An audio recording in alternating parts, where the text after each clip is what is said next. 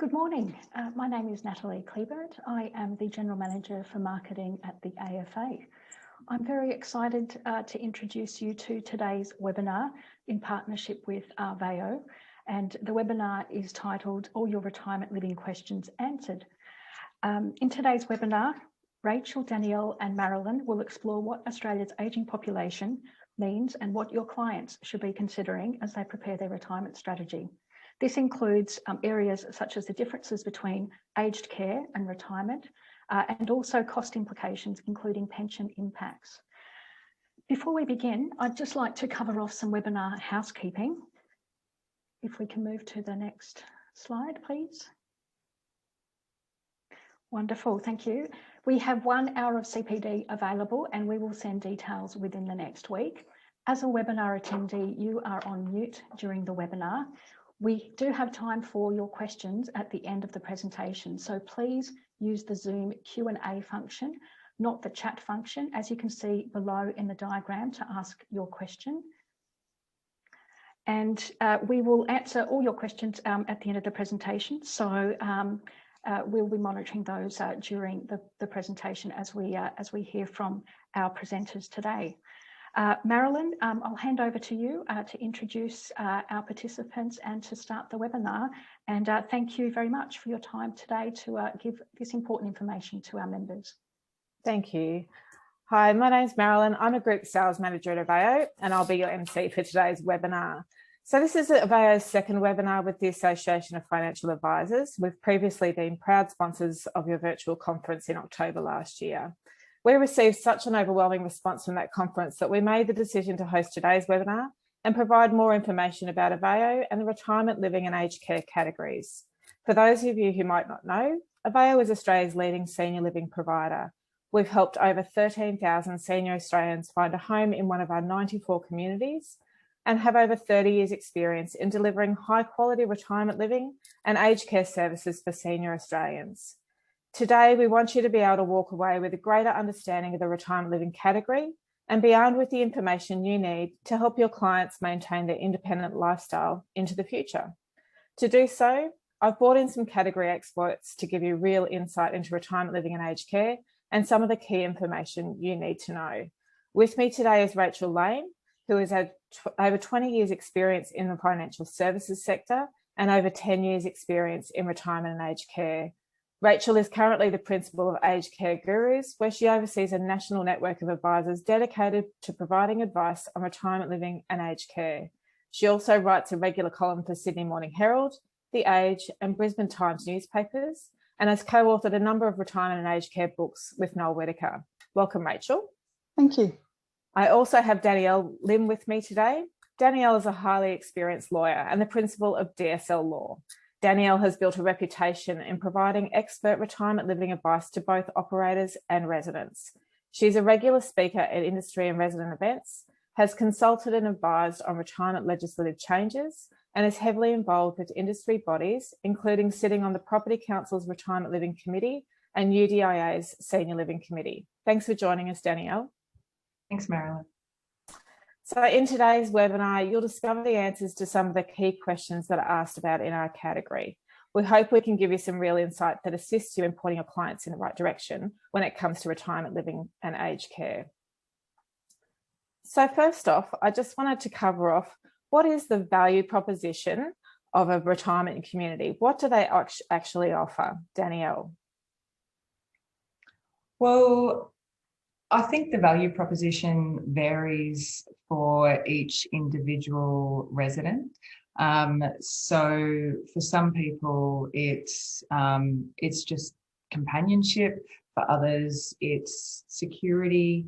I think that the decision to move into a village just really has to be personal and right for the person at the particular time. I think I have different conversations with every single one of my clients and I hear different things about them as well. Rachel, what would you add to that? Yeah, look, I agree. Every retirement village talks about lifestyle and every retirement village offers a completely different lifestyle. So I always say that retirement villages kind of exist on a spectrum from carefree, and they're all about you know, yoga at 6 a.m. and 10-kilometre bike rides and turmeric lattes and being really fit and healthy and active and, you know, swimming in the pool or perhaps, you know, the golf course that the village is situated on.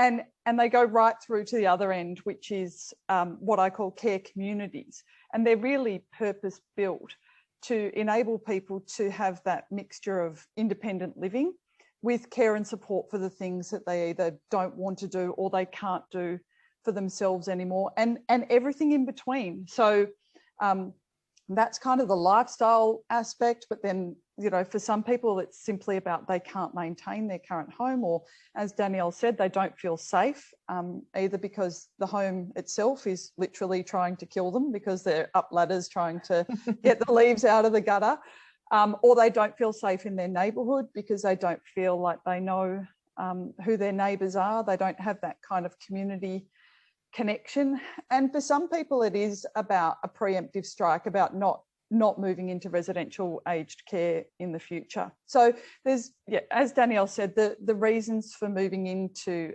a retirement village are many and varied, and you can ask, you know, 5 different residents and you'll get 5 different answers.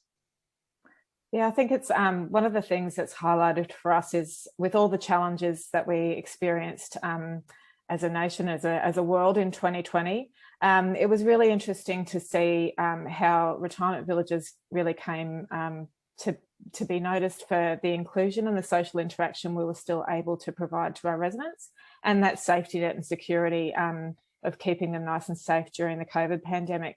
So interesting results from last year. Some of our resident satisfaction survey results were the highest they've been for a while, and definitely around that felt safe and cared for, believed they were the safest place they could be was in their community, were satisfied with the response that we were able to provide, but really importantly were able to maintain a sense of interaction and social connection, which is one of the big things that the villages generally do offer, is that sense of just knowing your neighbours and having that social interaction with people of your own age with similar challenges that understand what you're going through at any other time. If we look broadly towards the retirement industry as a whole, Danielle, you've been involved with the Retirement Living Council, and they do a census every year. Just wanted to see if you could run us through some of the highlights of the census from 2020. Yeah, sure. So the retirement census is a joint initiative between PwC and the Property Council. And it's actually, I don't know what this says about me, but it's one of the highlights of my year when the census comes out. It really is the most comprehensive source of data and statistics and benchmarking that we have available as an industry. It's been going since 2014, so we've really been able to see some trends over time. And one of the things I find interesting is when new questions get added. It's like when new sports get added to the Olympics. Is skateboarding really a sport? So when this first started in 2014, care and vertical villages were like mythical concepts, and now they're just standard questions. And when I say it's comprehensive, you can see from the first infographic on this slide that the survey last year covered 65,000 ILUs. So it is really comprehensive. So there's a few interesting things here in this slide. First of all, you can see that the average resident age is 81 from the surveyed villages. And just because they're 81 now doesn't mean they were 81 when they moved in. You can see from the second line down that the average age of a resident is 75 when they move in, and that's gone up from the year before, but it's pretty constant around that 74, 75 mark. But probably one of the more interesting things, and I think the thing that makes people raise their eyebrows a little bit, is the average length of stay. And that is 8 to 9 years. And it's been 8 to 9 years for a little while. It was 8 to 9 years last year. So I think when people look at retirement villages and the financial proposition around retirement villages, they often look at a DMF accruing over 3 years and say, well, that's what I need to assess this proposition on. But really, you can see from this statistic that's been pretty consistent that it's actually 8 to 9 years is the more relevant factor. An interesting 42% of couples too. So I think there's a lot of people that think it's for single people or that they need to go in there because they're lonely, but 42% of couples. So they're going in to certainly enjoy the time to the best of their ability, which is great. Yeah. Yep. So if we move through one of the probably more complicated things, so I just wanted to sort of go right back to the start. How does the financial model of Retirement Village work? And I know, Rachel, you've got a great way of looking at this with your 3 buckets. So we'll throw to you first, and then we might deep dive into each of those. Yeah, sure. I guess breaking it down into the ingoing, the ongoing, and the outgoing, make sure that clients aren't missing part of the transaction. So sometimes clients have a desire to simplify the transaction, and they'll compare a village with another village, typically either based on the purchase price or based on the percentage of the deferred management fee. And they'll draw conclusions about whether or not it's affordable, whether one's more expensive than the other. And really it's false economics. So for example, they'll say, well, this retirement village has a unit for 400,000. This one has a unit for 500,000. This one's cheaper. But it's like the teenagers say, it's yeah, but nah. Yes, the purchase price is lower, but you need to look at what will it cost you ongoing to live in each village and how much exit fee will you pay and what is that based on? So even if they're comparing exit fees, and some people will say, oh, well, this one's 35%, that one's 30%, that one's cheaper. Well, 35% of what compared to 30% of what? And what else is going on in that transaction? Are you sharing in capital gain and capital loss? Do you have to meet renovation costs? Do you have to meet marketing fees? Do you have to meet sales commissions? And then depending on the legislation and also depending on the operator, the contract that they're offering, there can be guaranteed buyback timeframes that are different. So you need to kind of put it all in and see what comes out. And the easiest way to do that is to break it into those 3 buckets so that you don't miss anything, but also so that if you wanted to, you could compare 2 different villages side by side. Or if the retirement village is going to offer different payment options, and a lot do now, then you can look at those 2 different payment options side by side and see what they mean. Great, thanks. So Danielle, I'm going to throw to you now just to give us a bit of maybe history on how does the ingoing contribution, as it's called, relative to the purchase price, how does that get calculated? Where does it come from? Yeah, sure. So I'm all about regulation, obviously, and the retirement living industry is really interesting in terms of regulation because it is built all around the financial model for the ingoing contribution. And the reason that happened is because the retirement village industry existed before the legislation existed. The legislation came about in response. So my assessment is that when it first started, the industry offered a financial solution to a social problem. So in very practical terms, there were couples or retired people living in suburbs who were retired, who had grown-up children who had moved out of home, who had too much gardening maintenance, who would like some extra money. Around the same time, retirement villages began offering a product which was smaller, easier to maintain, and the purchase price to buy in, no matter what ignore the tenure for a minute, was 2/3 of the average price of your suburban home. The remaining 1/3 got paid to the operator, but it was paid after the resident left. So historically, that came about, I suppose, to deal with the affordability issues.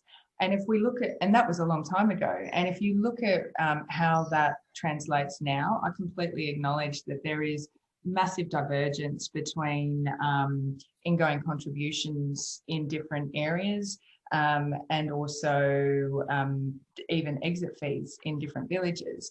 But that first little infographic or the first column shows you that the average in Australia, the average 2-bedroom ILU price compared to the median house price in the same postcode, so let's compare areas within areas, is 67%. So we're still looking at around that 2/3 mark.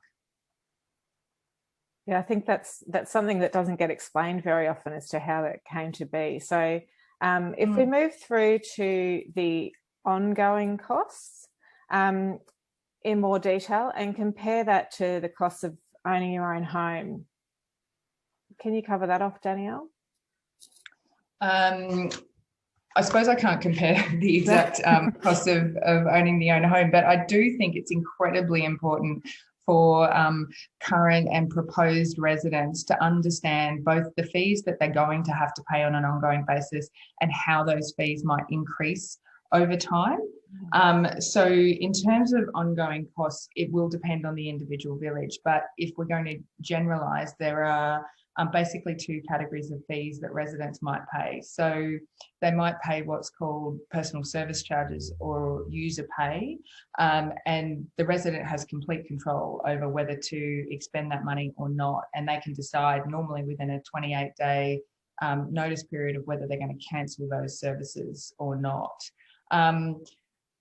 The second category of fees is service charges. So they might be called a general service charge or a recurrent charge, depending on which state you're in.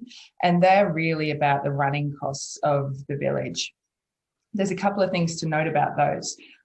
First of all, it's a cost recovery system, which is pretty rare. If you compare it to a body corporate scheme anywhere in the suburbs, there's no way that's pure cost recovery, or other types of seniors living where you pay site rent, not cost recovery. There's definitely fees that go into that. So operators do not and cannot make a profit from this component of fees. The second thing is there are limits on how those fees can increase over time. So typically it's CPI. There are some exceptions to that, and the exceptions might be if the resident cohort agree by special resolution to increase the fees, perhaps to gain access to further services, or if something really unusual happens, like the award wages for gardeners increases above CPI, then that can flow through into the budget and therefore the resident fees. I will say there is an incredible amount of governance around receiving, banking, using, reporting, everything to do with fees that operators collect on behalf of residents is highly regulated. So governments want residents to feel that they're entitled to ask questions about what's happening to the money, and also that they're entitled to receive a full and transparent answer. So in terms of what should those services be, what should those costs be, it really depends on the services and facilities in a particular village. So if you have a village that's really facility high, so if you've got multiple pools, spas, lifts, helicopters, boats, there are some communities with boats, then you can expect your general services to be high. Similarly, if there's extra services, like some villages might have a registered nurse on staff or multiple care people on staff, and that's what Rachel was mentioning earlier on the spectrum. There are some villages that provide a lot of care, so that necessarily means there will be care staff that are incorporated into the budget, which can really impact the week by month amount that a resident is paying. So I suppose it's important to not only compare the figures, but compare the services that are included in the figures, because you might get it as a general service at one village and you might have to pay for it as a personal service at another. And I think the only other thing I would add about that is that it's when looking at the general services, generally disclosure requires operators to say whether there's been a deficit over a period of time. If there's a consistent deficit, that's obviously a red flag and something to investigate. Fair enough. And Rachel, I know you have a couple of call outs when you are looking at those charges and the inclusions in them as compared to things that you would naturally assume as a cost for your own home. So do you want to call out a couple of those things just to look out for?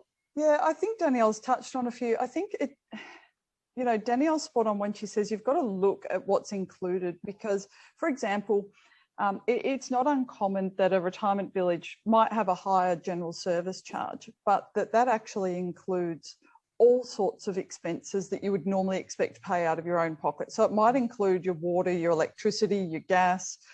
In some cases, it includes Wi-Fi. It can include meals, it can include care. So it's really important for people, I guess, when they're comparing staying at home with moving into a retirement village. Sometimes clients make the mistake of saying, well, whatever that general service charge, it's on top of my current cost of living. And they draw the conclusion, I can't afford it. I can't afford an extra $450 a month, for example. So they need to look at what they're actually trading off, because typically, you're trading off quite expensive things like building insurance, rates. There can be some big ticket items that are going either going away or going into the general service charge. And Danielle made a good point about, it does depend on how many facilities and services that are in that general service charge, but there's also an economies of scale in this as well. So if you've got, lots of swimming pools and lifts and, helicopter, I haven't heard of helicopters, but, you've got all of those things, and then you've got a village that only has 20 people living in it. Well, that's going to be a really expensive general service charge. But typically, as the villages get bigger, the services become and amenities become greater. And so the cost typically will amortize across a bigger group of people, and therefore it's not necessarily outrageously expensive. So I'm not sure if that helps. Yeah, and I think that economy of scale comes also back to the operator as well. So the larger the operator, the more ability they have to get those services, whether it be landscaping contractors and things like that, insurances and things at a better rate. So even hairdressers, the price you can get a haircut for in some of the retirement villages is really good. It is very good, yeah. It's and a great service. Yeah, a quick mani-pedi on the way out. Yeah, that's it. All right, so one of the probably more difficult discussions, I suppose, or one of the key highlights for people is the outgoing, otherwise known as the exit fee, otherwise known as the deferred management fee. So Danielle, I'm going to throw you onto this one. How do operators work out what the DMF is, and what does it actually pay for? Yeah. So I get this question a lot from residents. It is an objection, and I think that's born from the media, maybe. And look, operators answer it differently, but I actually think it's really simple in my mind. And I don't speak for any particular operator, but the deferred management fee is the operator's profit component. And I don't think profit is a dirty word. They run a business, they defer it. They don't make a profit out of service fees along the way. So it is the operator's profit component. Some of that absolutely goes into improving villages, depending on particular operators. I do want to demystify it just a little bit, though. So yes, it's a fee, and it's a fee that accrues over a period of time, and it reaches a maximum amount. So the diagrams that are on screen at the moment show different villages have different accrual periods, which you would expect because it's just contractual. But in terms of numbers, it shows that more than half of villages cap out at 6 years, and the bulk of villages have a maximum DMF between 30 and 36%. I think what's really important to remember here is that even though a DMF might cap out at 3 years or 6 years, we know that residents stay for 8 or 9 years, so on average. So it really is the amortization period that's more relevant than the accrual period. Agree completely. And I think that's, people, it's a big move. So to consider it for a short period of time is a pretty big call. So again, yeah, that length of tenure is critical in understanding how that exit fee actually works over time. And there will be differences in different contracts where it's calculated on what they paid for when they went in versus what it's resold for, and all different things that are definitely call outs as you're looking through the different contractual terms. So talking about contracts, just wanted to spend a little bit of time, Danielle, just obviously everyone's quite used to working with residential property contracts and sale timings. We just want to understand the difference in some of the contractual timings that are legislated for retirement village particularly. Yeah, look, I think the timings are important. So I have a background in property law, and in property law, timeframes are guillotine periods. It's you make it to that time, the guillotine comes down, transaction is off. Retirement villages are a different species. It is, I think, a little bit more relaxed and friendly, and the legislation that sits over the top just reinforces that. So legislation for retirement villages is state-based. It varies from state to state. But what is consistent is that it's incredibly consumer-oriented. It protects the consumer in every single way possible. Disclosure periods and cooling off periods are two great examples of that. So the disclosure period is the period of time after which a resident receives regulated disclosure or prescribed disclosure before they can sign a contract. So generally, that would include information about the village at a high level. It would include information about their particular transaction, including estimates of what their exit entitlement is, a draft contract that they will have to sign, and bylaws. So they have a period of time so that they can get all of the necessary financial and legal advice necessary. And what I see from most operators now is that they specifically recommend and sometimes get residents to sign a disclosure saying, I understand that you've told me I should get financial advice and I should get legal advice. The cooling off period is the period of time after which the documents are signed, so the residence contract is signed. Normally, you would say it's before settlement can happen, but that's not the case in every state. So in some states, you can settle. It's just that the resident is entitled to a full refund of their ingoing contribution before the end of the cooling off period. When you talk about the retirement contract timings, there are some things that are pretty specific. So subject to sale is a big one because I suppose a lot of the time, the residents are moving out of their home into a retirement village. So they need to align those two things. And they will find find a unit, the ILU of their dreams. And I did see somebody said, what is an ILU? And I have to apologize. I think we just all speak in acronyms all the time. Automatically, yeah. So ILU is an independent living unit. And the other acronym in terms of units you'll hear is SA, which is a service department. So a resident might find the IOU of their dreams and want to sign a contract, but not feel sure that they've sold their home, which is how they're paying for it. But operators get it. They absolutely get it because that's how the majority of people move in. So yes, operators will put subject to sale clauses. Yes, operators will be flexible with those. And it's just a little bit different from a residential transaction.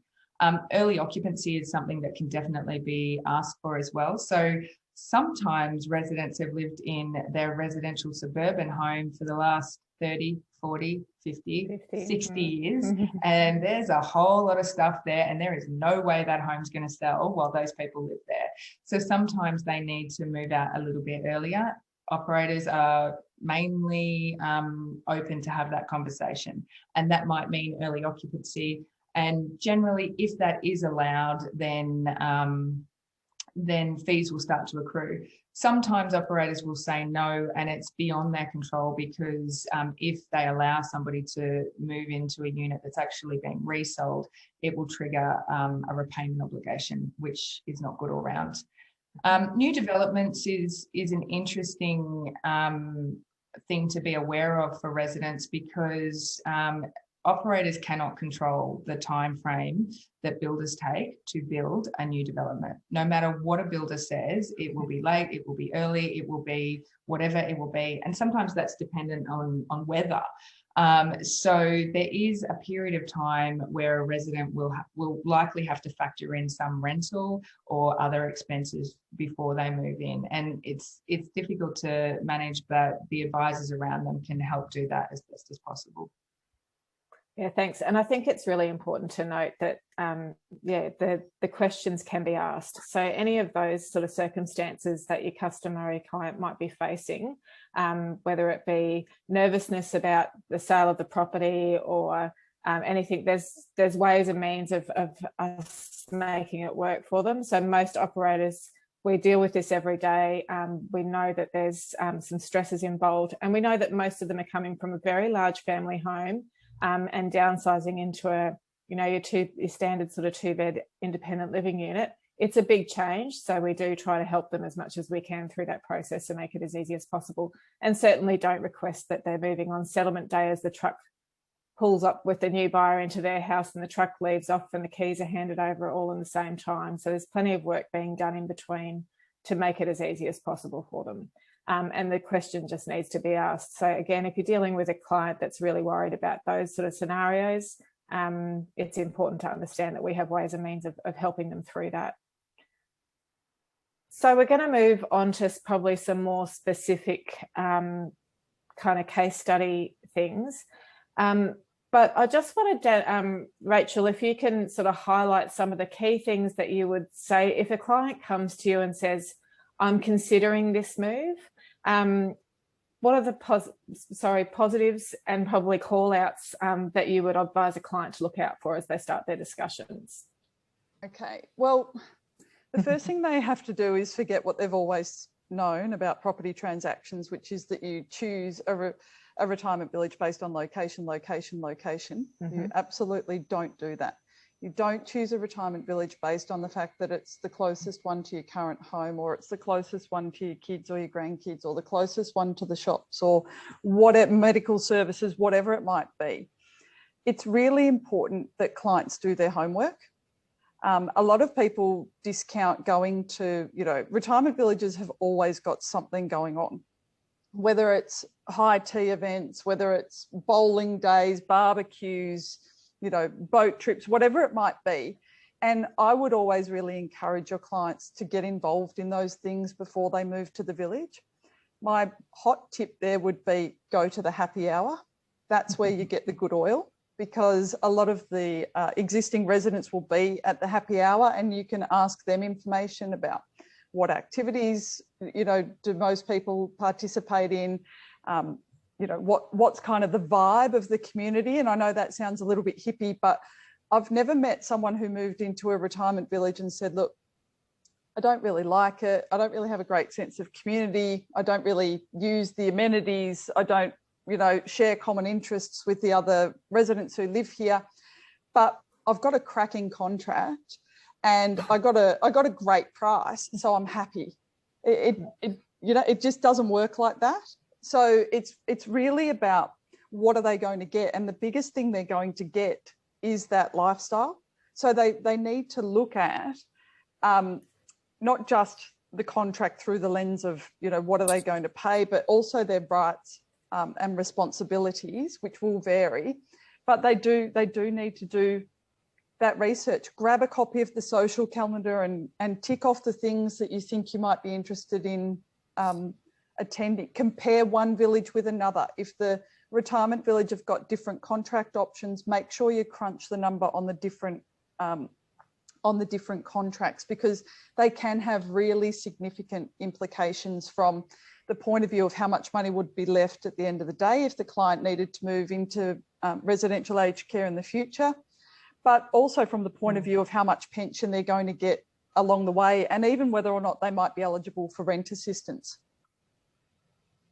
Which is an excellent segue into case studies, which we'll put you in the hot seat now, Rachel. So we've got a couple of case studies of specific circumstances for individuals to take you through, and I'll let Rachel run it from here.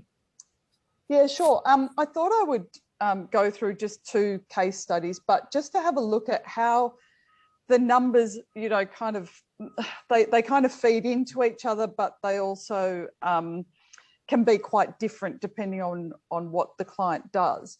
So this is Jill. She gets a level 3 home care package. She receives the age pension. At the moment, she's a full pensioner. She's got a house worth about $900,000 after selling fees, $150,000 of investments and $5,000 in personal assets. And she wants to move to a retirement village. Now, the retirement village that she wants to move to have got 3 different payment options. So they have their standard contract, which is a 35% deferred management fee and a 12-month guaranteed buyback. And that has a purchase price of $600,000. They've got a prepaid contract where you pay, instead of paying 35% when you leave, you pay 20% when you move in. So that means her purchase price under that option would be $720,000. And they've shortened the buyback period from 12 months to 6 months. So it's worth noting that while the legislation typically requires buyback periods and circumstances under which the buyback can be triggered, you can have operators, and I know that this is something Aveo does, you can have operators where the buyback is inside that legislated timeframe. And you can even have buybacks where the legislation doesn't require a buyback, but the operator is offering a buyback through the contract, and that's a perfectly legitimate thing to do. They also offer a refundable contract. So instead of paying 35% when you leave, you pay an extra 30% upfront, and with that one, you receive a 3-month guaranteed buyback. So let's have a look at what it means for Jill, and there's a few different angles that we need to look at it from. So from an impact to her pension, if she stays at home, like I said, she gets the full pension. You can see that the standard retirement village contract would mean that she loses more than half her pension, and that's not uncommon. So when Danielle was talking before about kind of how the retirement village model has been built, the retirement village model has been built so that people can sell their home, free up that equity, and use that money to invest or, you know, do whatever it is that they want to do. Unfortunately, because at the moment we've got a $3 per thousand taper rate on the asset test for the age pension, what that means is when clients free up too much money, when they go over the asset test threshold, for every $100,000 they go over, they lose $7,800 a year of pension. And the problem that you get is that when they put that $100,000 in the bank or a term deposit or something like that, there's a big gap between the rate at which their pension's reducing and the rate at which they're earning. So you kind of get a double whammy effect, and I'll talk about that in a moment. But you can see there on the refundable contract, she doesn't keep all of her pension, but we're pretty close, $400 a year. So you can see the different contracts have significant implications to her pension. That obviously flows through to her cash flow. So like I said, the investments simply can't keep up. And this is somewhere where financial advice is critical. So I've just worked on that this client isn't receiving any advice. She's simply putting that money in the bank and earning a pretty lousy rate of interest. But obviously, if she was to get advice, then this cash flow could be addressed. But you can see there, interestingly, the refundable contract gives her a better cash flow position than what she has staying at home. And that's simply because she's putting that money into an exempt asset. From a wealth position point of view, staying at home is very hard to compete with.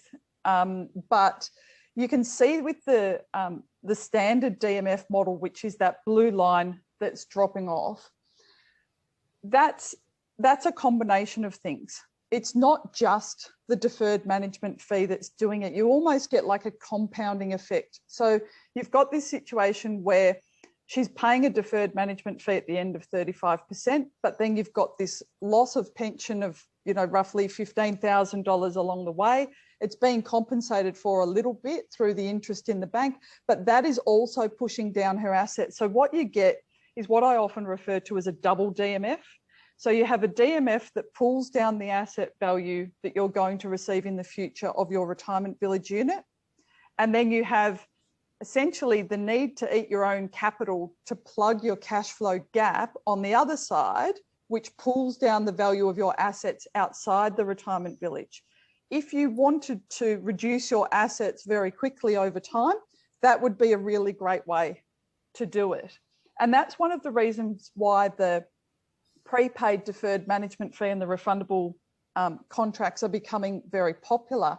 They're also becoming popular because, take for example the prepaid contract. Instead of paying 35% later, because she's giving the operator the use of that capital up front, she only pays 20% as a, in inverted commas, exit fee, right? Typically the industry call it an upfront management fee. So you're getting a double benefit. You're getting the fact that instead of paying 35%, you pay 20%, but then you're also picking up that benefit of getting more pension along the way. The refundable one is better again, because unlike the prepaid DMF where you're going to lose the 20%, just like you would the 35, you're going to get all of that money back, but you are tying up your capital. So it's really horses for courses, and it's not about, you know, and please don't think that when I'm saying this, that I'm saying that don't go for a standard DMF contract. The reason standard DMF contracts exist is really it's an affordable housing model. For a lot of clients, they need to pay a deferred management fee because that's what enables them to get access to the really high standard of accommodation, amenities and services and everything like that that the village provides. Not everyone is in the fortunate position of Jill of having a $900,000 house that they're selling down to move into a $600,000 retirement village. So if we move to the next case study, this is Jack. And I think it's really important to understand that while there are some really beautiful retirement villages out there that have really beautiful amenities, not all of them have really expensive price tags. Some of them have super duper affordable price tags. And I think sometimes people like Jack, and the reason I wanted to put this case study in there is because I think people get the impression when I give case studies like Jill that retirement villages are just for people who've got $1 million houses. And it's simply not true. There's a lot of super affordable housing that is offered by retirement villages. And one of the other things I would say is, while we're talking about kind of fixed models in this presentation, you do need to know that you can negotiate with the retirement village operator. So if you have a client and the client can't afford the purchase price with the 35% deferred management fee, you might be able to strike a deal with the operator where you can say, look, I can't afford that. Can I pay less as a purchase price and more as a deferred management fee? And I know personally from when I was a financial advisor, it wasn't uncommon that clients would pay 100% as a deferred management fee, but the amount that they were paying when they moved in was substantially less. So this is Jack. He gets the age pension. His house is worth about $350,000, $100,000 of investments, $5,000 of personal assets, and he's going to move to a retirement village. In the village that Jack's looking at, they only offer one contract, but Jack's looking at two different properties within the village. So he's looking at an ILU, so an independent living unit, with a $290,000 purchase price. And look, typically independent living units are little standalone house type models. They often have a front yard and a backyard, or one or the other, versus an apartment, which is exactly as you would imagine, and it just has a balcony, and therefore, and it's just like other property. So it's going to depend on how new it is, how big it is, whether or not there's garden space, whether there's big balcony, small balcony, all of that for the price you pay. But so with Jack, the interesting part about this case study is that for retirement village units, if the client pays less than the entry contribution limit, or what's sometimes referred to as the extra allowable amount, then he can be eligible for rent assistance with that general service charge.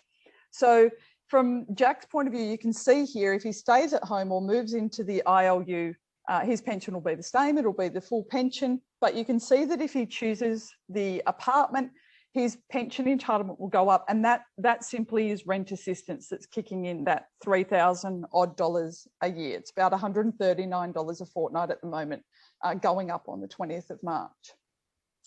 If we go to his cash flow, we can see that that apartment has a much better cash flow for Jack. And if we push through to his net wealth position, look, it doesn't matter which option he chooses. It's very hard to compete with the family home because it doesn't have an exit fee attached to it. But you can see that by paying 35% on the 210,000 versus 35% on 290,000, plus the benefit to his cash flow, that the apartment comes out significantly better off for Jack in terms of his net wealth position as well. Thanks, Rachel, and thanks, Danielle. I hope that's given you, it's always a limited amount of time that we have, and we wanted to leave some time open for questions, so I'll invite Nat back in to manage that for us. But thanks for your time. All of us are available by email and our websites, etc., to reach out if you need some further guidance, but I'll hand back now. Thank you. Thank you. So the first question, if my clients are in their late 60s and healthy, what are good reasons to be in a retirement village rather than going, say, to a country club membership arrangement or even going on a perpetual cruise, post-COVID, of course? You want to take that one, Danielle, or do you want me to? I mean, I think all of us could speak that, yeah. I think the one thing that you need to be aware of is different contracts have different rights, responsibilities, and costs. And a lot of clients get very hung up on having a contract that is strata title because they believe that there is a greater sense of ownership or a greater sense of control or a greater sense of, pride. There's something in that. What you need to be aware of is those things can be true. So it can be a lot easier to borrow, for example, against a strata title development. But what you've got to think about is, what are my responsibilities, rights, costs? So, for example, it's not uncommon in strata that you get special levies. I'm sure those of you in New South Wales and for us in Victoria, it is certainly not an uncommon thing to see on the news or other current affair type shows that there's been building defects and residents are being levied tens of thousands of dollars to repair or, whatever it is. So you've got to think about to what extent does the client want to have that set of rights, responsibilities and costs, and make sure that that contract is mirroring what they expect to have happen. And then I think, from when we meet people in the villages, it's about their willingness to participate. So if they're socialites and they're wanting that sort of activity level, or they're looking to have that in the future, then that they'll fit in and the community will work for them. But also, it's really critical. I think all of us have had customers who have moved in later in life and said, should have done this 10 years ago. So the ability to make the move at a time that you can emotionally and physically do it and manage it really well yourself, and then sit back and really enjoy it, is as important a decision as anything financially, I think. I would also add that retirement villages, unlike country clubs, have in many cases a legislated right to discriminate based on age. So with any sort of strata unit in the suburbs, it might be the exact type of people that you want to hang out with on day one, but they could sell their home, your neighbours could leave it to their 18-year-old grunge rock band kids in the will, anything could happen. So I think just some consistency around the type of community that you're going to live in for the rest of your life is a good thing. And I think the other thing is, like Rachel said, villages are different. They're all different. There are so many different contracts. It's not funny, but one thing I'm hearing increasingly is that residents are looking for some access to care. And while every retirement village doesn't have a co-located aged care facility, the majority of retirement villages are able to get home care into the villages in a very efficient and organised and economical way. And some of the homes in the retirement villages now, particularly, in the last 5 years, have been purpose built for the delivery of care. It doesn't mean that they look like an aged care facility. They just look, the bathrooms just look really big and beautiful, but the reality is that they've built them like that, with anchors in the walls for the grab rails and with the ability to get the little zippy wheelers around and get somebody else in the shower with you to help you shower and do all of those things. So it's also that kind of care infrastructure, I guess. Fabulous, thank you. Question from a little bit earlier in the presentation about the average stay for retirement living. So the question states that Clinton thinks the 3 average state is for aged care arrangements and not retirement living. So can we just do a quick overview of the timeframes, typical timeframes? Yeah, I think that might have been the way I explained it. So when I mentioned 3 years, I was talking about the accrual period of the exit fee rather than the average stay. So when I hear people assessing retirement villages from a financial perspective, I quite often hear them divide the exit fee by the accrual period for the exit fee, which can be 3 years. Whereas the PwC survey showed that the average stay is actually closer to 10 years than that 3 years. Great, thank you, Danielle. And a question around the exit fee. Is this ever associated with making good prior to sale and paid by the occupant? Do you want? Kind of. So yeah, there can be different, there can be a lot of different elements to the exit fee. So it can involve sharing capital gain and capital loss, and sometimes those two things are not the same. So sometimes contracts will share capital gain 50-50, but give the resident 100% of any capital loss. Typically, contracts that give or share capital gain will also give or share the costs associated with getting that capital gain. So the need to renovate, the need to, sales commissions, marketing fees, all of those sorts of things. So it is a really important element. Sometimes people get caught up on wanting a contract with capital gain because they believe that property always goes up and therefore they'll be better off. But you need to look at what will be the costs associated with achieving that capital gain and what does that do to your guaranteed buyback period. Right, thank you. And are there still issues with the time frame it sometimes takes to sell units? So this member has had experiences of it taking 2 years or more, with the client still having to pay service charges. So they're two different things. Yeah, they're two different things. So yes, there can be issues, and guaranteed buybacks are not in every state or under every circumstances. So it's important to understand that unlike aged care, which is federal legislation, retirement villages operate under state-based legislation, and that will determine whether or not there are buybacks and under what circumstances and within what time frame. Similarly, that legislation will also dictate after the resident has left, for how long after that point in time do they need to pay the ongoing service fees. But that can be one of the big differences between a retirement village and, say, strata or even a land lease community, where in strata and land lease communities, you will be responsible for paying your ongoing fees after you leave until it sells. In a retirement village, you'll generally have a period after you leave where you need to pay, and that will stop. In New South Wales, for example, I'm pretty sure it's 42 days. Fabulous. Thank you, Rachel. A question about Jack's case study. Why would he be entitled to rent assistance? Yeah, so within a retirement village, whether or not you're assessed as a homeowner or a non-homeowner for pension purposes is based on the amount that you pay for your unit. And where the amount that you pay is below the threshold, and that threshold at the moment is $214,500, then they can be eligible to, they're assessed as a non-homeowner. The value of the unit is included in their pension assets, but you get an extra $214,500 in your asset threshold. So there's no detriment, but the benefit of that is that you can then be eligible to receive rent assistance. Great, thank you. I've often wondered this myself. What's the oldest age that you can enter a retirement village? Is there one? I just had a resident move in at 101 years old, and she moved in. So good on her. Yeah, so there's no limit, no. But you can't be under 55 normally. Correct. That's where the age limit comes in.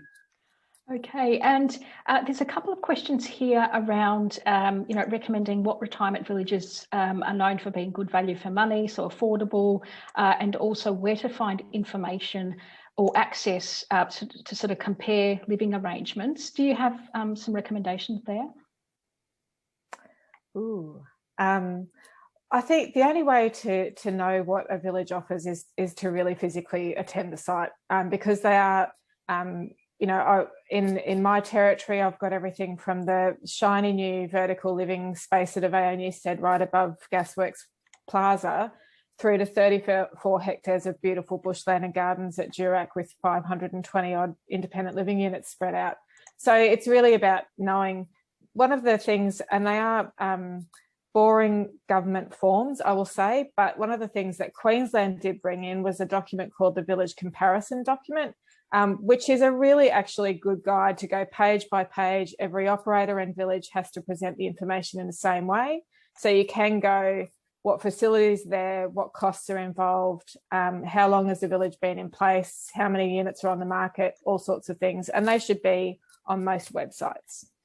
And Marilyn, just to confirm that the law is that it has to be on the website. So if they don't get it, it's an offence. And I don't think there's such a thing as a long, boring form. Aren't they all exciting? Spoken like a lawyer. The only thing I would add is that those disclosure documents obviously won't tell the client what their pension entitlement is going to be, whether or not they're eligible for rent assistance. If you're trying to calculate the numbers like what I've calculated today, we have specialist software that can do that for you and do all those net wealth projections and everything else, and it's very quick. Yeah. Wonderful, thank you. And I think we may have already answered this. So 55 years is the minimum age in terms of entering retirement villages, and whether the clients have been of good or ailing health, there is that minimum. So thank you, Joseph, for that question. But that's not the case everywhere. So, for example, there are definitely villages that are, in Queensland, you are allowed to discriminate, and in contracts you might see that you can't resell to somebody under the age of 65, for example, and that's okay too. Thank you, Danielle. Is there any typical questions that you've seen people sort of ask when a contract is finished that they really should have been, covered at the beginning of an arrangement? Yes. Yes, all the time. So I'll tell you what I see consistently. If I'm not helping somebody at the beginning, if it hasn't been a whole of life experience, then I see residents, and typically their families, because the residents may have passed away. And I know I've said this to Rachel before, I know she's going to nod, say things like, my mother would never have agreed to this. Yeah.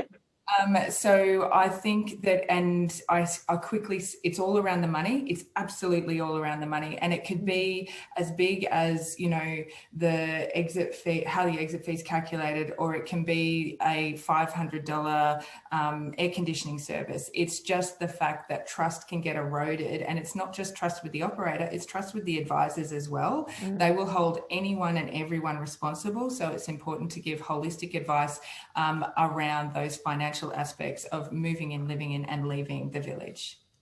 Absolutely. And I would say the other thing that goes with that typically is where there's an aged care facility on the same site as the retirement village, and the resident is moving from the retirement village to the aged care facility, they will swear black and blue that the salesperson promised them that they would be given priority entry into the nicest room in the aged care facility at whatever was going to come out of the retirement village. That's all that they would be charged.